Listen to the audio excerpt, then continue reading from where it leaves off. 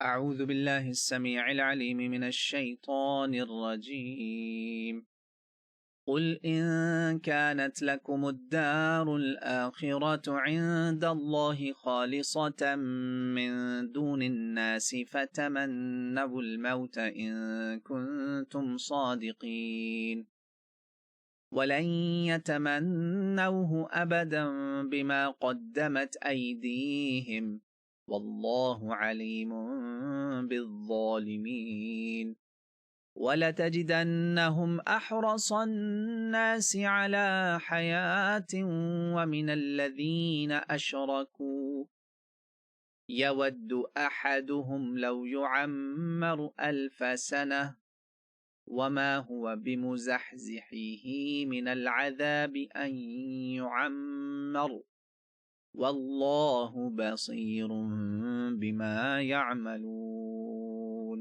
صدق الله العلي العظيم ونفعني وإياكم بالذكر الحكيم۔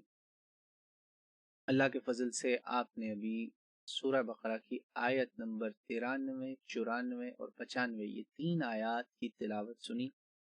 ان کا ترجمہ غور سے سنیے گا، یہ بہت اہم آیات ہیں اور یہ سمجھیں کہ یہ وہ آیات ہیں جو قرآن پاک کا ایک معجزہ تھی۔ قرآن کی ہر آیت کو آیت کہا ہی اس لیے گیا، یہ میں نے شروع میں جب ہمارا پروگرام شروع ہوا تو تعارف میں بتایا تھا کہ آیت کیوں کہتے ہیں قرآن کی آیت کو، آیت کا مطلب ہی نشانی ہے۔ مگر یہ جو آیات ہے نا، یہ 3 آیات، اس میں قرآن کا ایک وہ معجزہ ہے جس کا آج بھی ثبوت موجود ملے گا۔ ترجمہ آپ توجہ سے سنیے گا۔ اللہ تعالیٰ فرماتے ہیں کہ ان سے کہہ دو، نبی پاک صلی اللہ علیہ وسلم سے کہا جا رہا ہے، آپ ان سے کہہ دیں کہ اگر آخرت کا گھر اور لوگوں کے لیے نہیں ہے، یعنی جنت اور لوگوں کے لیے نہیں ہے، مسلمانوں کے لیے نہیں ہے، امت محمدیہ صلی اللہ علیہ وسلم کسی کے لیے بھی نہیں ہے، صرف تمہارے لیے ہی ہے، تو پھر موت کی تمنا کر لو۔ اگر تم سچے ہو مر جاؤ، موت مانگ لو، اللہ سے مانگو موت۔ آگے اللہ تعالیٰ کہتے ہیں آیت نمبر 95 میں، 94 میں نے پہلے آپ کے سامنے پڑھی، شاید میں 93 غلطی سے بول گیا، 94 بولی تھی، اب 95۔ وَلَن يَتَمَنَّوْا، اللہ نے کہا یہ ہرگز، لن يَتَمَنَّوْا یعنی تشدید کے ساتھ، ایمفیسس کے ساتھ اللہ تعالیٰ نے کبھی بھی یہ تمنا نہیں کریں گے مرنے کی، یہ تمنا نہیں کریں گے، اس لیے کہ جو ان کے ہاتھ، ان کے کرتوت آگے جا چکے ہیں نا، وہاں اوپر اللہ کی جناب میں آخرت میں جمع ہو چکا ہے، جو رجسٹر، جو ریکارڈ بلڈ ہو چکا ہے، جو ویڈیو ان کی ریکارڈ ہو چکی ہے، جو ڈیٹا ان کا کلیکٹ ہو چکا ہے اوپر، اس کی وجہ سے یہ کبھی بھی تمنا موت کی کر ہی نہیں سکتے۔ اس چیز کی تمنا یعنی جو موت کا اللہ نے چیلنج دیا نا، نبی پاک کو فرمایا کہ ان کو کہہ دو ذرا تمنا تو کرو موت، اتنا ہی تم کہتے ہو کہ ہم اللہ کے لاڈلے ہیں تو آؤ نا۔ اللہ نے کہا اللہ ظالموں کو بہت اچھی طرح جانتا ہے، اللہ علیم ہے، اللہ نے اپنے نام علیم کا یہاں ذکر کیا۔ اچھا اگلی آیت، یہ مضمون اکٹھا تھا اس لیے میں نے 3 آیتیں اکٹھی رکھی۔ اللہ تعالیٰ فرماتے ہیں آپ دیکھیں گے ان کو کہ یہ زندگی سے بہت محبت کرتے ہیں، دنیاوی زندگی سے اتنی حرص، لالچ اور محبت رکھتے ہیں کہ نہ صرف یہ بلکہ مشرک بھی انہی کی طرح جو ہے وہ رکھتے ہیں۔ وَمِنَ الَّذِينَ أَشْرَكُوا یعنی مشرک بھی وہ رکھتے ہیں، بلکہ مشرکوں سے بھی زیادہ ان میں یہ ہے، یعنی مشرک بھی تمنا رکھتے ہیں، دنیا کی بہت ان کے اندر محبت ہے، مگر ان میں ان سے بھی زیادہ ہے۔ یعنی غور کیجئے، یہ دعویٰ کرتے ہیں اہل کتاب، خاص طور سے یہود، کے وہ اللہ کے مقربین ہیں، اللہ کے بندے ہیں، مومنین ہیں، جنت تو انہی کی ہے، القدس بھی ان کی جنت ہے، وہ یہ جنت سمجھتے ہیں، اور بیچارے فلسطینیوں کے لیے دوزخ بنائے بیٹھے ہیں۔ اللہ کہہ رہے ہیں آپ دیکھیں گے ان کو، آپ ایسا پائیں گے کہ یہ بڑے حریص ہیں، متمنی ہیں اس دنیا میں رہنے کے، اور اتنے کہ جو مشرک ہیں، جو کہ ہیں دنیا کے چاہت والے، یہ ان سے بھی بڑھ کے ہیں۔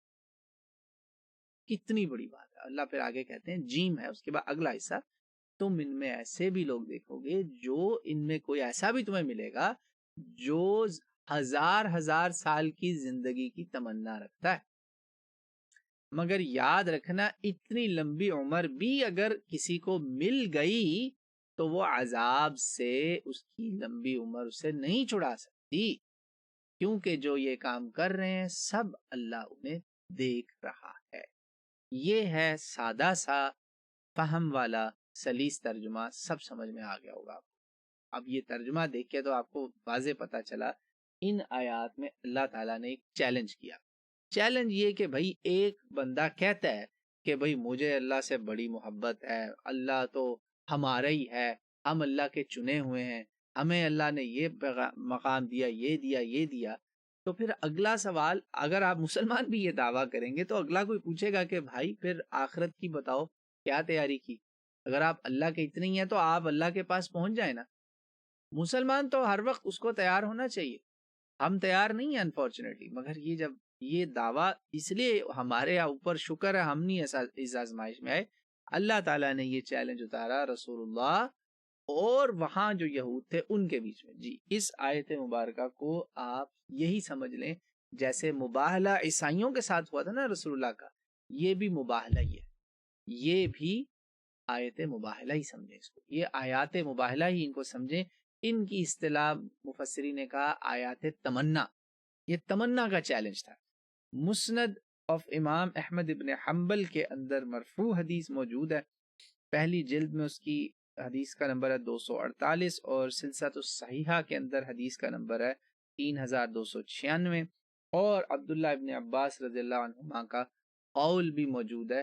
ایک ہی بات ہو رہی ہے۔ بات کیا تھی کہ رسول اللہ صلی اللہ علیہ وسلم نے مقامی یہودیوں کو، مدینے کے یہودیوں کو پیغام بھیجا کہ اللہ کا فیصلہ آ گیا ہے، آ جاؤ ذرا میدان میں آؤ، موت کی تمنا کرو۔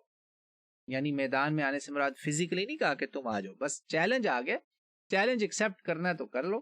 وہ کیا ہے کہ مقابلہ ہوگا اور اللہ سے ہم جھوٹے کے لیے موت مانگیں گے، جھوٹے کے لیے موت مانگیں گے کہ ہم میں جو کوئی بھی جھوٹا دعوے دار ہے اللہ کے اوپر ایمان کا، جو بھی ہم میں جس کا دعویٰ جھوٹا ہے، یعنی جو اندر سے کھوٹا ہے، جس کا زبان اور دل ساتھ نہیں ہے، اوپر سے کہتے ہیں نا شکل مومنہ کرتوت کافرہ، وہ جو کافر ہے اندر سے، اوپر سے مومن ہے، جو جھوٹا ہے نا اس کو اللہ موت دے دے۔ یہ دعا مانگو، بھائی ہاتھ اٹھا لو دعا مانگو۔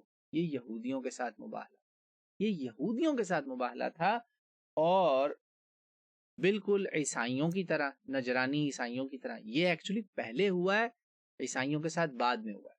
یہ جب چیلنج ہوا تو انہوں نے اس چیلنج کو قبول نہیں کیا، کوئی نہیں آیا، کوئی بندہ پیش نہیں ہوا کہ ہاں جی ہم نے دعا مانگ لی ہے یا ہم دعا مانگنے کے لیے تیار ہیں۔ نو ون کیم، کیونکہ وہاں راوی عبداللہ ابن عباس رضی اللہ عنہما، اور حدیث کے الفاظ ہیں، رسول پاک صلی اللہ علیہ وسلم فرماتے ہیں کہ اگر وہ آ جاتے، اس چیلنج کو قبول کر لیتے، تو زمین پر کوئی یہودی زندہ نہ بچتا۔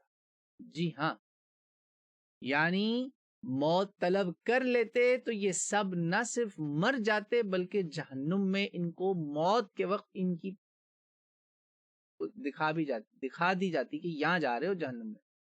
بالکل وہ جیسے باقی بہت حدیثیں صحیح قرآن کا بھی مضمون ہے یہ کہ جب مر رہا ہوتا ہے نا برا شخص، اس کو تھپڑ پڑتے ہیں، ملائکہ آتے ہیں، الملائکۃ یضربون وجوہہم وادبارہم، وجوہہم وادبارہم، یہاں ادھر تھپڑ مار رہے ہیں اور کہتے ہیں اخرجوا انفسکم، نکلو، اب اے روح باہر نکل، آج تجھے ہم عذاب کا مزہ چکھائیں گے جس تکبر میں اور گمراہی میں تم گرفتار تھے۔ یہ قرآن کا مضمون میں آپ کے سامنے پڑھ رہا ہوں، سورہ الانعام کے اندر، اور سورہ غالباً اعراف میں بھی ہے کہ ان کی پھر روحیں، ان کے دروازہ نہیں کھلے گا، لا تفتح لهم ابواب السماء، روح کو آسمان سے اوپر بھی جانے کی اجازت نہیں، وہ جنت میں کبھی نہیں جا سکتے۔ یہ موت کے وقت ان کو بتا دیا جاتا ہے۔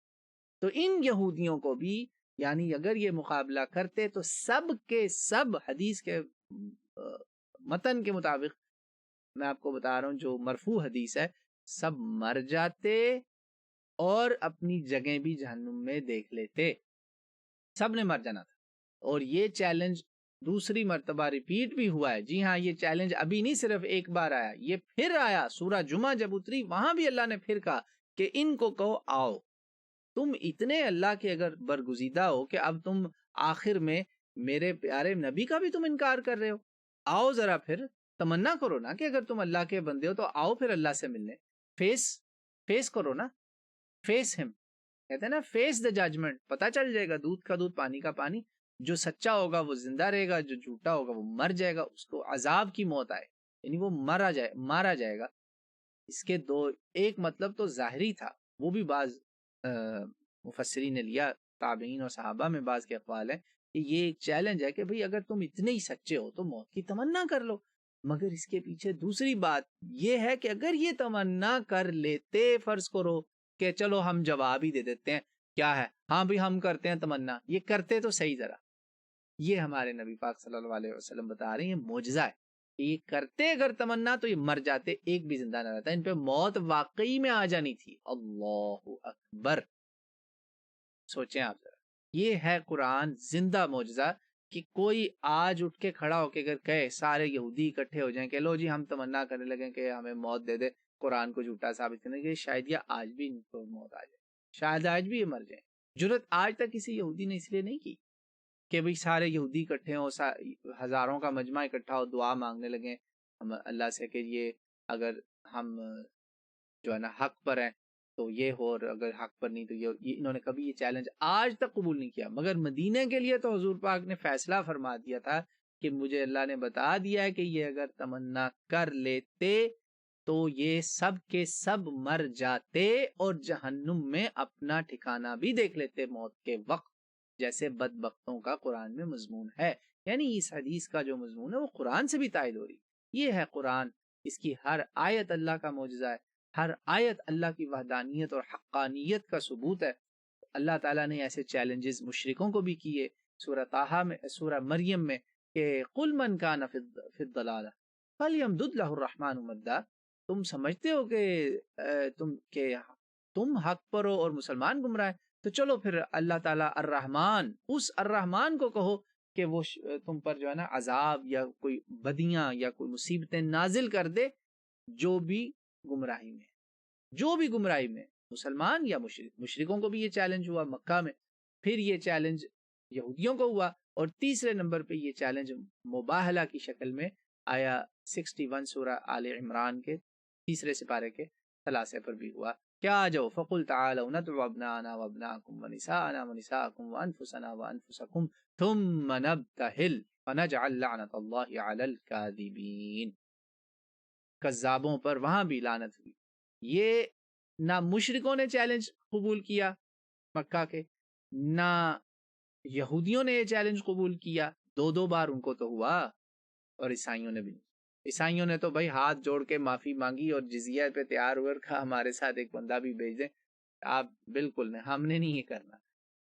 اسی لیے عیسائیوں کو ہم ضالین کہتے ہیں، مغضوبین نہیں کہتے. مغضوبین یہ ملعونین ہیں جو منہ پہ کھلا کہتے ہیں سمعنا، مانتے ہیں مگر پھر بھی عمل نہیں کریں گے، نعوذ باللہ. جانتے ہیں کہ رسول اللہ اللہ کے نبی ہیں مگر پھر بھی نہیں مانیں گے. لا حول ولا قوت الا باللہ. اگر مسلمان اس یہودی خصلت، اس لعنت سے بچنا چاہتے ہیں تو وہ جب بھی ان کے سامنے اللہ کی بات یا اللہ کے رسول کی بات پیش ہو تو کہیں کہ مانتے ہیں، ایمان لاتے ہیں، دل سے مانتے ہیں، اور انشاءاللہ سچے دل سے اعلان کرتے ہیں کہ اس پہ عمل کی بھی کوشش کریں گے. آپ بھی ہمارے لیے دعا کریں، تب آپ انشاءاللہ صدیقین میں شامل ہوں گے، کذابوں میں، جھوٹوں میں انشاءاللہ نہیں شامل ہوں گے اللہ کے حکم سے. تو یہ بڑی خاص آیات تھیں. میں نے آپ کے لیے سوچا کہ یہ بات پیغام تیار کر لیا جائے کہ یہ یہودیوں کے ساتھ جو ہمارا ڈیبیٹ چیلنج تھا نا، یعنی ایک معجزاتی اللہ کا چیلنج، کہ دیکھیں ایک مطلب تو اس کا کوئی یہ بھی لے سکتا ہے نا کہ بھئی یہ تو ایک کہتے ہیں نا تانے کے طور پر جواب دیا جا رہا ہے کہ بڑے تم اللہ کے دعوے دار ہو محبت کے، چلو ہاں ذرا اللہ سے اتنی محبت ہے تو اللہ سے ملاقات کی تمنا کرو. یہ بھی ٹھیک ہے مطلب، لیکن اس کا ایک ڈیپر میننگ ہے جو رسول پاک صلی اللہ علیہ وسلم پر یہ نازل ہوئی، اور کہا قل، نبی ان کو بلاؤ، ان کو کہو آؤ ذرا تمنا کریں موت کی، آ جاؤ. یہ تھا اصل بات. جو زیادہ صحیح اور راجح مطلب ہے کہ آپ تمنا کریں پھر دیکھیں. اور نبی پاک نے کہا یہ اگر آ جاتے تو سب کے سب مارے جاتے، کوئی بھی نہ بچتا. ان کی دعا ان پر ہی بد دعا بن کر لوٹ جاتی، کیونکہ انہیں پتا تھا کہ وہ جھوٹے ہیں، اس لیے سامنے نہیں آئے. اور فرق ان میں اور عیسائیوں میں کیا ہے کہ عیسائیوں نے مان لیا کہ وہ غلط ہیں اور معافی مانگ کے جزیہ کر کے جی ہم ٹیکس پیئنگ سٹیزن ہیں، ہمیں جانے دو. انہوں نے کہا نہیں، نہ کھیلیں گے نہ کھیلنے دیں گے. خود کو سچا بھی کہا، نبی پاک صلی اللہ علیہ وسلم کو جانتے ہوئے کہ وہ سچے ہیں، مگر آپ کے ساتھ دشمنی بھی مانا کہ ہمارے اوپر. اور یہ جتنے احکام اللہ نے ان کو یاد کروائے نا کہ تم نے ایسے کیا ایسے کیا ایسے کیا، آج کی کتابوں میں بھی یہودی مانتے ہیں کہ انہوں نے اللہ تعالیٰ کی نافرمانیاں یہ سب کی ہوئی، خود مانتے ہیں. کہ ہم مسلمان نہیں کہہ رہے، قرآن میں تو بڑا مختصر بیان ہے، تورات تو بھری بھی ہے ان کی ان ریشہ دوانیوں کے ساتھ. اللہ تعالیٰ مجھے آپ کو اس طرح کے شر سے بچائے. قرآن کے یہ معجزات اللہ کرے کہ ہمارے ایمان کو تازہ کریں، ہمارا ایمان مضبوط کریں انشاءاللہ تعالیٰ، اور ہم اس دین اور ایمان کے اوپر ہی قائم و دائم رہیں اور اسی ملت پر اٹھائے جائیں، اور اسی ملت کے نمائندے، اسی ملت کے ممبرز، فرد، ایک فرما بردار فردوں کے لوگوں کی طرح رسول پاک صلی اللہ علیہ وسلم کے سامنے حوض کوثر پہ آپ کے ہاتھوں سے، آپ کے دستے مبارک سے کوثر کا شربت اللہ ہمیں نصیب کرے، حوض کوثر کا پانی نصیب فرمائے جو بھی ہے وہ مشروب، اور پھر ہمیں رسول پاک صلی اللہ علیہ وسلم ان کی آل اولاد اور نیک اصحاب کی جنت میں صحبت بھی نصیب فرمائے، ان کا ساتھ بھی ہمیں نصیب فرمائے، ان کے قدموں میں ہمیں جگہ نصیب فرمائے. وما علینا الا البلاغ المبین. والسلام.